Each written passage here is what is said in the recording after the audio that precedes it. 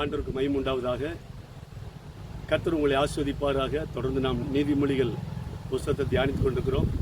இன்றைக்கு 20வது அதிகாரம் நீதிமொழிகளில் ஒரு வசனத்தை தியானிக்க போகிறோம். என்னோடு கூட திருப்பிக் கொள்ளுங்கள். நீதிமொழிகள் 20:4வது வசனம். சோம்பேறி குளிர்கிறது என்று உளமாட்டான், அறுப்பிலே பிச்சை கேட்டாலும் அவனுக்கு ஒன்றுமே கிடைக்காது.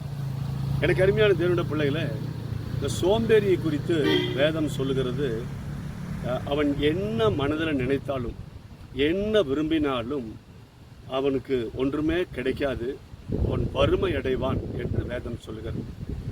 இந்த தேவனாய் கர்த்தர் ஒரு சிறிய எறும்புகிட்ட நாம் கற்றுக்கொள்ள வேண்டிய காரியத்தை சொல்லுகிறார். எறும்பை பாருங்கள், அவைகள் அற்பமான ஜந்துவாய் இருந்தும் அவைகள் கோடை காலத்துக்கு தேவையான ஆகாரங்களை சேமித்து வைக்கிறது.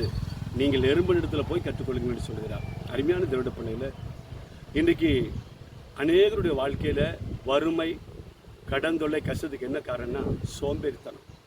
சோம்பேறி குளிர்கிறது என்று சொல்லி உள்ள போக மாட்டானா. அறுப்பில் பிச்சை கேட்டாலும் அவனுக்கு கிடைக்காது என்று ஆண்டு சொல்கிறார்.